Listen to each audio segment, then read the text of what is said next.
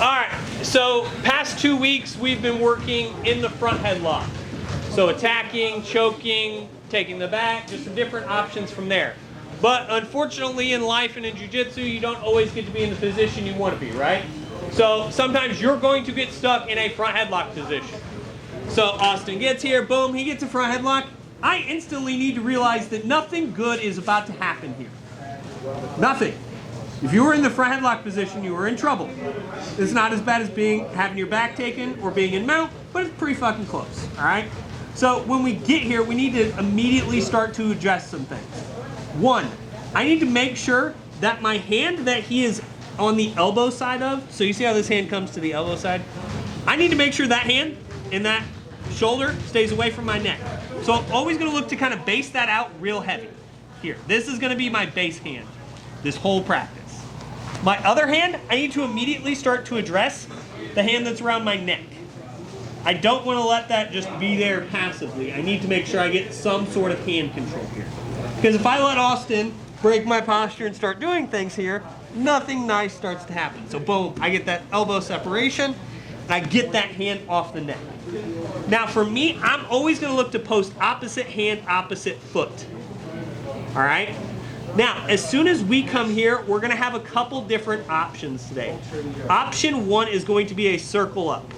So I'm going to use this outside foot as my first step and post up into that tripod position. Austin's going to come up onto his toes here and try to keep his weight on me. I need to keep this elbow out and this hand posted. As soon as we're here, we're going to circle out and look to drag that arm away. So I'm here, Austin gets to that grab, boom. I get that base, I get that post, I get that separation. I'm gonna look to stand up and look to circle, circle, circle.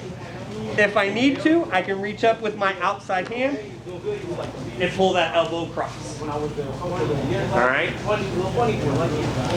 This is today is all gonna be about simple techniques that are not easy to execute. Because realize, while you're trying to do all this, he's trying to choke you or take your back. Questions on the circle out? On your circle out? Yes. Is there anything special I need to do to make sure I keep myself out of danger when I'm around guys and I'm circling out because I start? Yeah, that's why I'm telling you, make sure you keep that elbow kind of out as much as you can. If it comes across, go 2-on-1 to that elbow. So if your hand starts, if you feel like, hey, my hand's coming across anyway, get to that 2-on-1. Grab that elbow and use that to spin. So like if I'm here, boom, I get that hand, that bottom hand on the wrist, and let's just say I start to feel this coming, I'm going to use that to get my separation. Does that make sense? Yes. Okay. Other questions here? He's locking across you to grab your elbow. How are you, is that just when you're coming up, you're shaking it off? Yeah, because if he's there, because the goal here is to get your feet moving and get your head out from underneath his chest. Because his goal in the front headlock, keep your head down, keep your chest over the top of the head. Like we talked about all the last 2 weeks, is keep that head down, keep pressure on him. So your goal here is to start shifting that pressure. This is going to be part one of a 3 or 4 part series we're going to work tonight, where you have to hit multiple things. Like tonight's not going to be, oh, you do this one technique and it goes perfectly every time. It's like, hey, you're going to hit A, B, C in pretty quick succession. One of them should work. All right? Other questions? All right, one more time. I'm here. He grabs me up. I don't like that. Separate that elbow, post the hand, get my grip. I'm going to come up, circle, circle, circle. If it's not working, drag that elbow across. All right? Questions? How far are you going to step with your leg? So I want to step just past shoulder width here, where I have a good base, but I can still come up into that, like when Corey has you guys do that monkey pass, that same thing. That kind of outside step there. Other questions? All right. 1, 2, 3. That's good for part 1. So now we're here, part 2. Boom. Steers gets here. Boom. I still get my hand. I still get my post here. But let's just say we try to circle out. Boom. It doesn't work. He snaps us back down and we end up right back here, right? I don't like that. So I'm immediately going to go for another option here.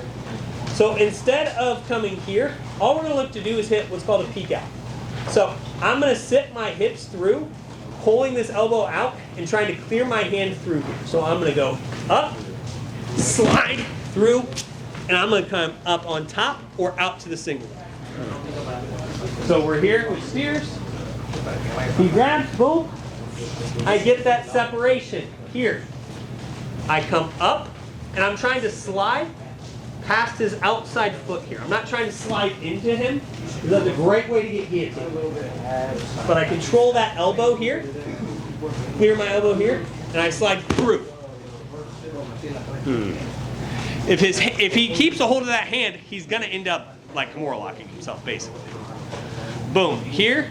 Now, you can either keep a hold of that elbow, circle out to top, or boom, I come out. You can let go of the elbow and work towards the back. All right. Depends. In the gi, I will tell you coming out front is generally the safer option. No gi, it's a little more slip and slide. You can just come out to the back. But we're here. Boom. I clear the hand out. Boom. Up. Let's say I try to circle. He snaps me back down. Boom. And snap back in. I always get in this position, like from a dog fight, from the bottom, Yes. build into your knees. Can you do this straight from your knees, or do you have to build another layer to your knees? You want to have at least a foot stepped up. Okay. You may not have to step both. You may not have to come like bop, bop. You might be able to knee slide through that way, but I would at least have a foot, because from here you're just not going to be able to generate enough of that slide, so to speak. Jordan.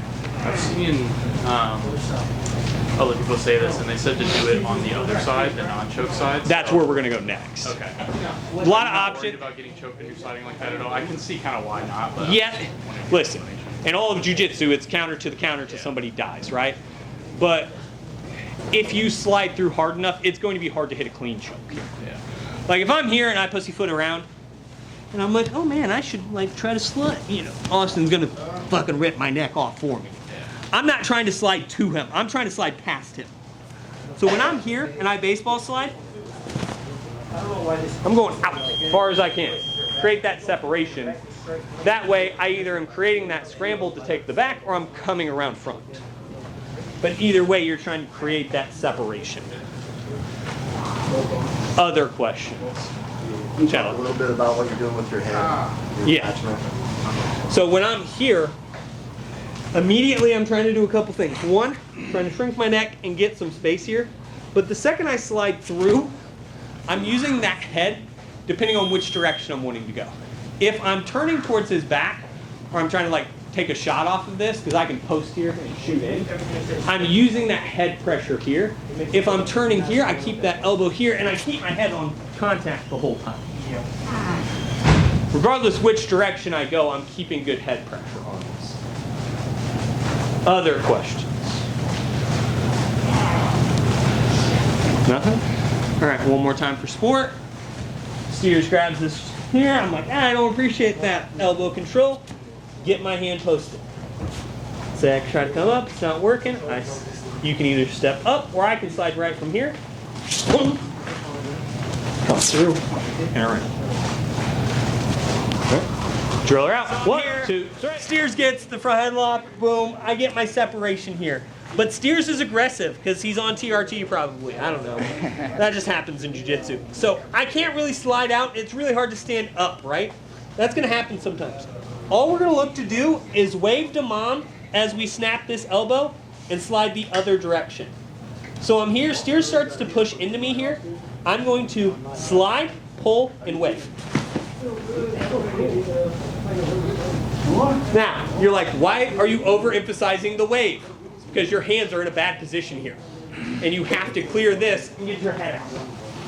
Otherwise, you've just dorsed yourself for sport. All right? I promise that's not an insignificant detail. All right, so I'm here with Steers. A lot of guys, when they get in this front headlock, especially wrestlers, are going to get here and they're going to start really pressuring in if you start coming up like this. JJ is really bad about this because he thinks he can take me down. I disagree adamantly.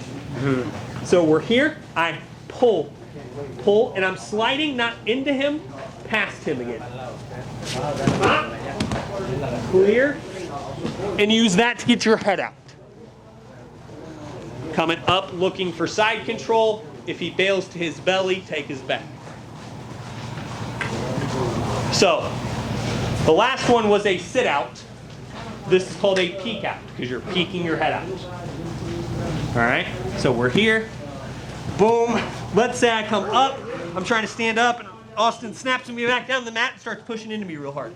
It's like, hey, that's really cool, but I'd appreciate it if you stop. That's the point of all these guys, is you can hit them in quick succession. The difference in between a white belt match and a black belt match is not magic, guys, I promise you. It's just that we're putting more moves together faster. It's the difference of milliseconds and millimeters. I'm this much faster and this much tighter than you. I'm not doing magic techniques most of the time. Every once in a while I'll do one just to mess with you, but most of the time I'm hitting pretty basic stuff. I'm faster and tighter. And I'm hitting them in fast succession. For those of you music people, tempo, right? Is that? So a lot of white belt matches are, a blue belt match is generally, where a black belt match is everything happening at once. You're hitting 4 different moves going 4 different directions all at the same time. It's that processing power and the foresight that is the difference. All right, questions on the peek out?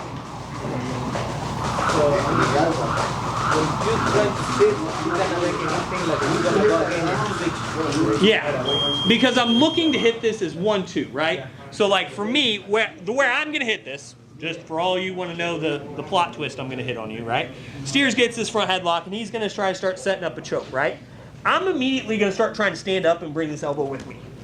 And a lot of you guys are gonna commit to that snap down. And as soon as you do, I'm going to appreciate it and follow. It's a 1-2 punch. It's not just, hey, I do the one thing, let you try something, then I do something. It's like, hey, as soon as you start a counter, I'm hitting that next piece. All right? Partners, give a little bit of that forward pressure. If you're sitting on your heels, this one's harder to hit. All right? Preguntas? ¿Entiendes? All right. 1, 2, 3. All right. So I get here with Steers, and let's say he gets here, and I'm not liking what I'm feeling or seeing, right? I can't really come up to my feet. I can't really get to where I want to do. All right. This one you have to hit with a little bit of a sense of urgency, right? So I post my outside foot. I'm going to reach across with my opposite hand. I'm then going to switch my knees and pop my head out, reaching for his hip with my outside hand. Here, here, here. It's called a sucker drag. Steers feels like he has something, but he's a sucker. All right, boom, I'm here. Boom, I post. Steers is putting pressure on me. He's trying to do things. I don't like that. Boom.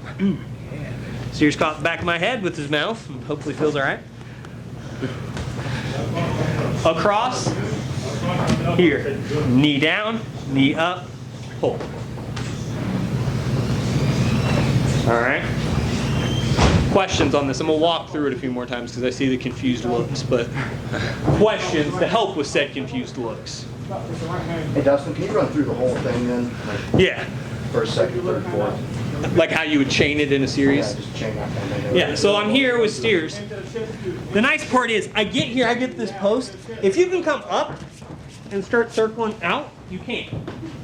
But if Steers keeps that front headlock and snaps you back down, boom, you can slide through, come up. If you don't feel comfortable with that one, or Steers is putting too much pressure where you can't really sit that way, because sometimes you'll feel that sit not work, you can sit this way. I like this last one, especially if he's kind of sitting into his heels a little bit, so he's not really pressuring me. Like a lot of guys will just stay in good position here, and that's where I'm here, and pull that elbow through. Can I look at the detail on your hands underneath? Yes. So we're here. He jacks. Outside elbow. Posting up. I'm trying to drag this through my hip pocket. Here. As I switch my knees. Does that make sense? Yeah, so you're going ear to ear. Opposite ear. Yeah. Comes in ear to ear. Yeah, literally I'm just changing the direction I'm looking. So I'm looking straight ahead, looking for that peek out this way. I switch my hands and I'm just looking away from him that way. Does that make sense? What's confusing me the most about the last one, most of them, is which direction to go. How do you remember like which? Feel. So it's going to come off of your comfort and your feel for these different moves, what you're comfortable with. For me, I don't generally sit out to the outside hand, right? So I don't like, for myself, going this way. I'm going to peek out 90% of the time. I feel safer, and I feel like if I miss that, I can pull half. Me, preference, right? Someone like Corey is going to hit that sucker drag. Corey likes that sucker drag a lot. If you've ever been in a front headlock with him, he's tried it at least. It's not so much what's right, what's wrong. It comes down to a little bit of comfort, preference, and his reaction. If Steers is driving through you, just standing up isn't going to work. Like if I'm here and Steers is just running forward, if I just stand up, I'm going to end up in bad position. But if he's here driving into me real hard, he makes that sit out stupid easy. Yeah. That's the difference. So that's why I'm showing this as a series, guys. Yeah. We talk about it all the time. Choose your own adventure books. If you're my age, they were super popular. You read a book. Sally comes up to a fork in the road. Does she choose left? Does she choose right? If she chooses left, you go to page 23. If she chooses left, 33, right? I'm trying to put him in that path selection. Hey, we're in this front headlock. I don't like that we're here, but I'm going to control that elbow, get that cleared. Now, depending on how he reacts, I have a choice. If he pushes in too hard, boom, I peek out. If he tries to snap me down real hard, I can sit out. If he's just kind of being lazy there and trying to hold position, boom, I can sucker drag or stand up. The benefit is you want to have this open path and you want to be able to hit them in succession. Does that make sense? Other questions on the sucker drag? I got a question. How effective will be if I grab the belt again instead of? That's a preference. I don't care. Yeah. Whether I will show generally no-gi grips because 5 minutes into a match we're this and you don't know what the fuck you're getting a hand on sometimes. So other than cuff and collars, I don't really set hard grips anywhere else. Like I'm not a big belt, low patch grip guy. Like it's just not a preference of mine. Because you've been in enough tournaments to know like the second the match gets going, your gi's like this, your belt's half on. It's never where I want it to be. So I don't set a lot of my game off of that type of a grip or that type of a setup. Collars are generally always going to be where they're supposed to be. Cuffs are generally always going to be where they're supposed to be. Like that hip pocket grip is there occasionally, but even that's hit and miss. Other questions? Yeah. You mentioned kind of what you're feeling for when you want to do a peek out or a sit out and stuff like that, but what really are you, like, because obviously you're looking down, you can't really see what they're doing. Yeah. What are you feeling for exactly? Forward when you're pressure. for that? So like if I'm here with Steers, so that he's in it and feels the difference here. If I'm here, Steers feels that I have down pressure on him, but I'm not pressuring forward, I'm not dragging him back, right? Like he just kind of feels down pressure here. If I'm running into him, that's going to be where that peek out becomes real big, because he's going to feel that I'm trying to sit him into his heels type feel. Yeah.